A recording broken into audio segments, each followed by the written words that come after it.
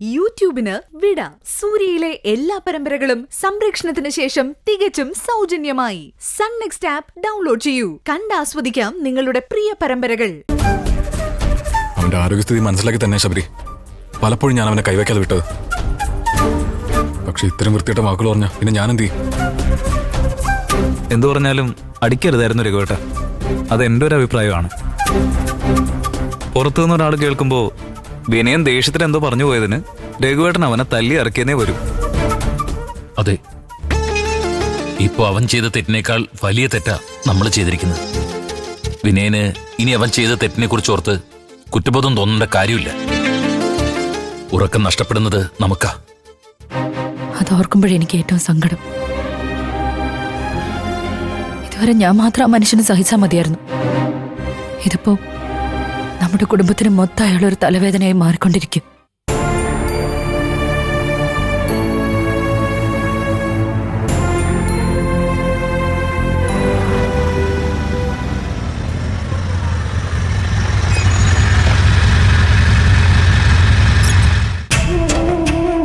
ഇതിനെന്തെങ്കിലും ഒരു പരിഹാരം ഞാൻ തന്നെ കണ്ടെത്തിയേ പറ്റൂ. നീ വിഷമിക്കാതെ ചേരൂ. എല്ലാ കാലവും ഒരു മനുഷ്യന് ഒരുപോലെ ആവണമെന്നില്ല. കുറച്ചു കഴിയുമ്പോ താൻ ചെയ്ത തെറ്റാണെന്ന് വിനയന് തോന്നിക്കൂടുന്നില്ല. അവൻ മാറുമെന്നാ എന്റെ വിശ്വാസം.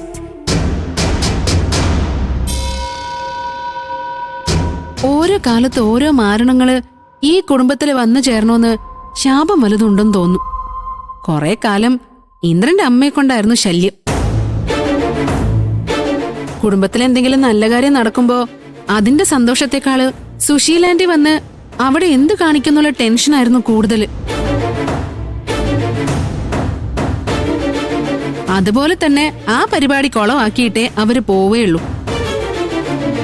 സുശീലാന്റി ഒന്ന് അടങ്ങിയപ്പോ പകരം ആ സ്ഥാനത്ത് വിനയം വന്നു. മതി, നിർത്ത്.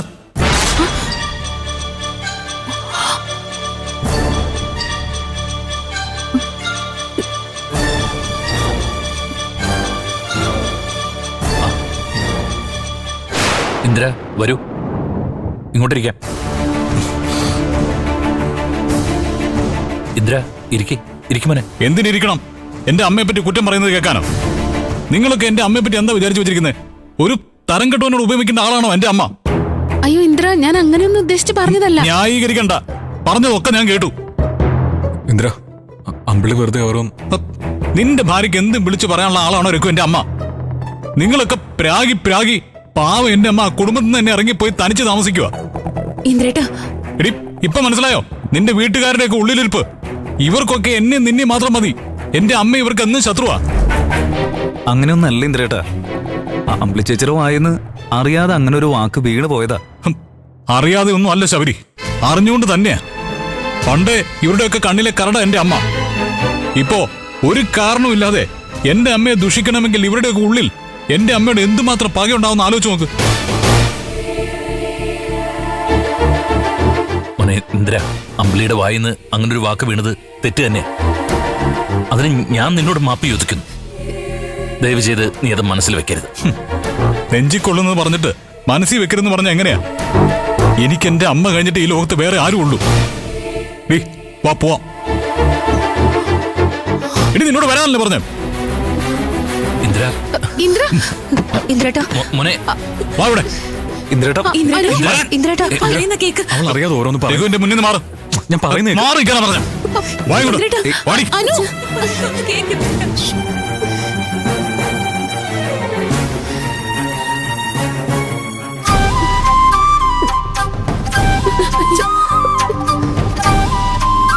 ഈശ്വര, ഏത് കഷ്ടകാലത്തിനാണോ എന്റെ നാവിന്ന് അങ്ങനെ ഒരു വാക്ക് വീണത്? നിർത്തി. നാക്കിന് എല്ലില്ലെന്ന് വെച്ച് എന്തും വിളിച്ച് പറയരുത്. ഇപ്പൊ ആ സ്ത്രീയെ കുറിച്ച് പറയേണ്ട വല്ല കാര്യം ഉണ്ടായിരുന്നോ നിനക്ക്? ഒരു സന്ദർഭം വന്നപ്പോ അങ്ങനെ പറഞ്ഞു പോയത് ഒരു തെറ്റൊന്നല്ല രഘുവേട്ടാ. സുശീലാന്റിയെ കുറിച്ച് നമുക്ക് എല്ലാവർക്കും അറിയാവുന്നതല്ലേ. അതെ, ഇന്ദ്രൻ ആ നേരത്തെ തന്നെ കയറി വരുമെന്ന് ഞാൻ ഓർത്തോ? എല്ലാത്തിനും കാരണം ആ ശനി പിടിച്ചവനാ വിനയ. അവൻ കയറി വന്ന ശേഷം എന്തൊക്കെ പ്രശ്നങ്ങൾ ഇവിടെ ഉണ്ടായത്?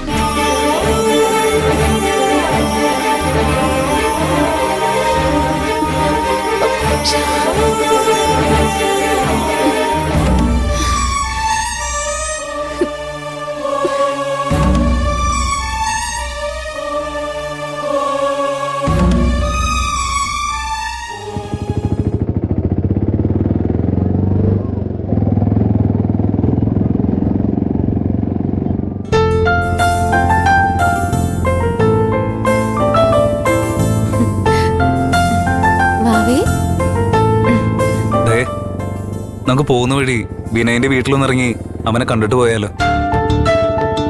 നമ്മൾ എന്തിനാ ഇപ്പൊ വിനയേട്ടനെ കാണുന്നത്? പുള്ളി വന്ന് കാണിച്ച കോലാഹലങ്ങളൊക്കെ നമ്മളും കണ്ടല്ലേ? അതെ, അതുകൊണ്ടാ ഒന്ന് കയറി ആശ്വസിപ്പിച്ച് പോയാലോ എന്ന് ചോദിച്ചത്. പാവല്ലേ, എല്ലാവരും ശത്രുവായിട്ട് കാണുമ്പോ അവനും വിഷമം ഉണ്ടാവില്ലേ? വിനയേട്ടന്റെ സ്വഭാവം ഇങ്ങനെ ആയതുകൊണ്ടല്ലേ എല്ലാവർക്കും ആ മനുഷ്യനോട് വെറുപ്പ് തോന്നുന്നത്? ഇപ്പൊ തന്നെ ഒരു വീട്ടിൽ കയറി വന്ന് പറയാൻ പറ്റുന്ന കാര്യങ്ങളാണോ അയാൾ പറഞ്ഞത്? അതൊക്കെ ശരിയാ. എന്നാലും അവൻ കരഞ്ഞുകൊണ്ട് പോകുന്നത് കണ്ടപ്പോ ഒരു വിഷമം. നമ്മളിപ്പോ ചെന്ന് രണ്ട് നല്ല വാക്ക് പറഞ്ഞ അത് വിനയന് വലിയൊരു ആശ്വാസമായിരിക്കും. എനിക്കെന്തോ അങ്ങനെയല്ല തോന്നുന്നത്. രഘുവേട്ടന്റെ വീട്ടിൽ വെച്ച് തോറ്റിറങ്ങേണ്ടി വന്നതിന്റെ ദേഷ്യം കൂടി വിനയേട്ടൻ നമ്മളോട് കാണിക്കും. ഏയ്, അതൊരിക്കലും ഉണ്ടാവില്ല. ഒരാവേശത്തിന് ചാടി പുറപ്പെടുന്നതല്ലാതെ വിനയന് അങ്ങനെ ആരോടും സ്ഥിരമായിട്ടുള്ള ദേഷ്യമൊന്നും ഉണ്ടാവില്ല. ഇപ്പൊ തന്നെ അവൻ ചീരുവിനെ തിരക്കി വന്നത് അവളോടുള്ള ഇഷ്ടം കൊണ്ടായിരിക്കില്ലേ? ചിലപ്പോ നമ്മൾ പോയി സംസാരിച്ച വിനയ ശരിക്കും മാറിക്കൂടുന്നുമില്ല. നമുക്കെന്തായാലും അതുവഴി ഒന്ന് പോവാൻ തയ്യേ. ശരി, ശബരിയേട്ടന്റെ ഇഷ്ടം പോലെ നടക്കട്ടെ. വരാനുള്ളത് വഴിയിൽ തങ്ങില്ലെന്നാണല്ലോ. ആ വാവേ, ചേട്ടാ, അല്ലടാ വാവേ. അടുത്ത ജംഗ്ഷനെ ലെഫ്റ്റ് പൊക്കോളൂ.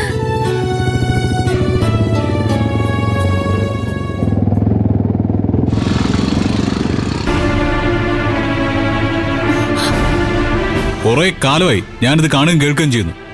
ഒളിഞ്ഞും തെളിഞ്ഞും എന്റെ അമ്മയെ കുറ്റപ്പെടുത്തുക. അവരൊരു ദുഷ്ടയാണെന്നും ക്രൂരയാണെന്നും വരുത്തി തീർക്കുമല്ലേ നീ? എന്റെ അമ്മ ആർക്കും മുമ്പിലും തലകുനിക്കാതെ കണ്ടാൽ കണ്ടത് വെട്ടി തുറന്ന് പറയുന്നേ ഉള്ളൂ. അല്ലാതെ മറ്റുള്ളവരെ പോലെ മനസ്സിലൊന്ന് വെച്ച് പുറത്ത് മറ്റൊന്ന് കാണിക്കില്ല. പോട്ടെ ഇന്ദ്ര, അത് കഴിഞ്ഞില്ലേ? അമ്പിളി എന്തും വളവളാന്ന് പറയുന്ന കൂട്ടത്തിലാ. അത് പെണ്ണുങ്ങൾക്കിടയിലെ ഒരു സംസാരമായിട്ട് കണ്ടാ മതി. പെണ്ണുങ്ങൾ മാത്രമല്ലല്ലോ, ആണുങ്ങൾ അവിടെ ഉണ്ടായിരുന്നല്ലോ. എന്റെ അമ്മയെക്കുറിച്ച് അവിടെ ആരും നല്ലത് പറയുമെന്ന് ഞാൻ വിചാരിക്കുന്നില്ല. അവരോടൊക്കെ എന്റെ അമ്മ എന്ത് തെറ്റാ ഭാനുമ ചെയ്തേ? മനസ്സിൽ എന്തൊക്കെയോ വിഷമങ്ങൾ ഉണ്ടായിട്ടും അവരെക്കുറിച്ചൊന്നും ഒരു വാക്ക് എതിർത്ത് പറയാതെയല്ലേ എന്റെ അമ്മ ഈ സൗകര്യങ്ങളൊക്കെ ഉപേക്ഷിച്ചു പോയി അവിടെ വേറൊരു വാടക വീട്ടിൽ താമസിക്കുന്നത്. അവരായി അവരുടെ പാടായി. ആരുടെയും നല്ലതിനോ ദോഷത്തിനോ എന്റെ അമ്മ വരുന്നില്ലല്ലോ. പിന്നെ ഇപ്പോ അമ്പിളിക്ക് എന്റെ അമ്മയെക്കുറിച്ച് അങ്ങനെ പറയേണ്ട ആവശ്യം എന്താ? അതും ആ വട്ടനായ വിനയനും എന്റെ അമ്മയും ഒരുപോലെയാണെന്ന് പറയാൻ അവൾക്ക് എങ്ങനെ തോന്നി? എടി, അവൻ എവിടെ നിൽക്കുന്നു, എന്റെ അമ്മ എവിടെ നിൽക്കുന്നു? എടി, നിന്റെ ചേച്ചി എന്ത് ധൈര്യത്തിലാടി എങ്ങനെ പറഞ്ഞത്? അറിയാതെയാണെങ്കിലും അമ്പിളി ചേച്ചി അങ്ങനെ പറഞ്ഞത് തെറ്റ് തന്നെയാ. അതിനവിടെ എല്ലാവരും ഇന്ദ്രേട്ടനോട് ക്ഷമ ചോദിച്ചില്ലേ? ചോദിച്ചല്ലേ പറ്റൂ. അവളെ അത്ര വലിയ നെറിയാടല്ലേ പറഞ്ഞത്. എന്നിട്ടും അറിയാതെ പറഞ്ഞു പോയതാണെന്നും പറഞ്ഞ് നീ നിന്റെ ചേച്ചിയെ ന്യായീകരിക്കുകയാണല്ലോ. അയ്യോ, ന്യായീകരിച്ചതല്ല. അമ്പിളി ചേച്ചി അമ്മയെക്കുറിച്ച് ഒരിക്കലും അങ്ങനെ പറയാൻ പാടില്ലായിരുന്നു. ചേച്ചിക്ക് വേണ്ടി ഞാൻ ഇന്ദ്രേട്ടന്റെ കാല് പിടിച്ച് മാപ്പ് ചോദിക്കുക. അങ്ങോട്ട് മാറിയിക്കടി. നീ നിന്റെ വീട്ടുകാരെ രക്ഷിക്കാൻ വേണ്ടി എന്തും ചെയ്യും. പക്ഷേ എന്റെ അമ്മ ഇങ്ങനെ പരസ്യമായിട്ട് അപമാനിച്ച നിന്റെ ചേച്ചിയോട് മരണം വരെ ഇന്ദ്രൻ പൊറുക്കില്ല. അതെ, നീ അവളോട് പോയി പറഞ്ഞേക്ക്. ഭാനുമ്മേ, ഞാൻ പോവാ. എത്രയും പെട്ടെന്ന് അമ്മയുടെ അടുത്തേക്ക് എത്തിയാലേ എനിക്ക് സമാധാനമുള്ളൂ. എല്ലാവരും കൂടെ പ്രാഗി എന്റെ അമ്മയ്ക്ക് വല്ലതും പറ്റിയൊന്നും പോലും അറിയില്ല. അല്ല ഇന്ദ്ര,